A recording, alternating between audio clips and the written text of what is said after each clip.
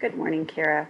I thought it might be easier for me just to do a quick recording of how I assess things in Livetext. Obviously, probably everybody does this slightly differently. I used to spend way more time and effort on this, which makes me sound like I'm a bad professor now. But at any rate, once you log into Livetext, you'll come to your dashboard. Right now, I only have this class where students have submitted things into Livetext. So once you get to this place, I just go over here to the little line. You'll see that I've assessed most of my students already. So once you click on this line, then you'll come up and probably, if you haven't done any of the submissions yet, you'll see all of your students' names over here on the left. So I have already, once the students submit their assignments, then they move into the awaiting assessment part. If they're in awaiting submission, you have to kind of reach out to your students and say, hey, don't forget, you got to submit this assignment in Livetext and in ReggieNet. So all of my students have already submitted their assignment. And what I do is I grade them in ReggieNet. So, whoopsie, sorry, let me go back to ReggieNet for a second. Sorry, I've got too many things open. I thought I was prepared here. So I go to the advocacy letter, obviously. I've already graded online. You'll see all my students have 50s and yours struggled. I'm sorry for that. At any rate, so if I go to Aubrey's, then she's submitted her letter, she submitted the reply, she submitted her reflection. Once I grade them, I do the rubric, submit that. And then when I'm in Livetext, I don't regrade it because I've already just graded it. She's submitted everything here that she submitted in Livetext. I don't reopen these because I've just graded them in Livetext. So then when I'm ready to complete the rubric, I used to put the grade in and the comments and all that. And then I sat through a lot of different meetings where, quite frankly, nobody looks at that information. They only look at the information from the rubric. And so at this point in my life, I just complete the rubric.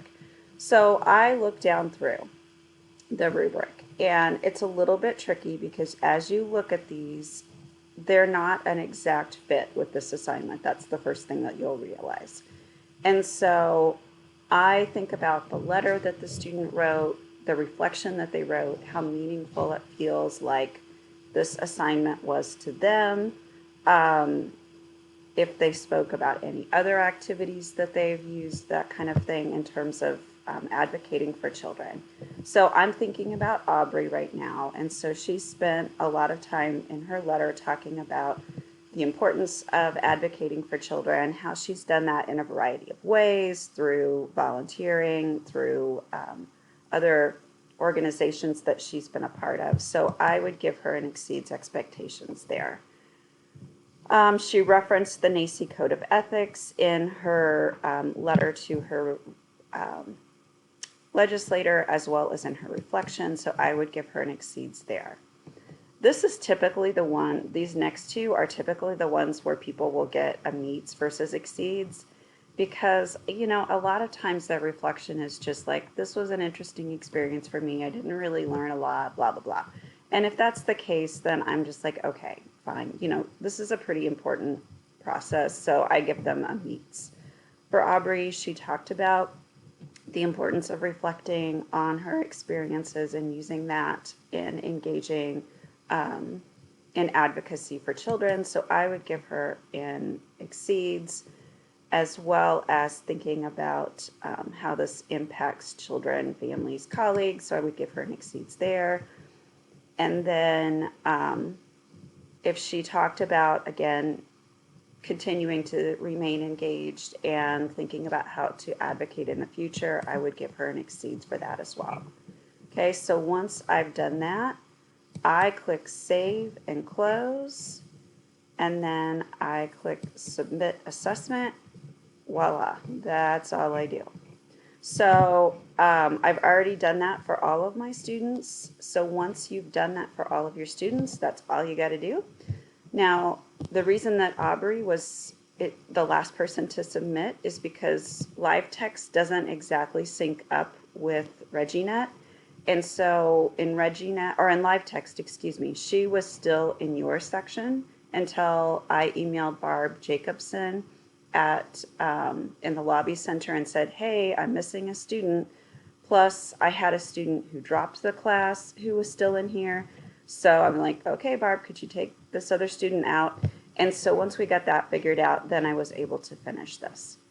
I hope this helps. I'm happy to sit down and chat with you if you still have questions.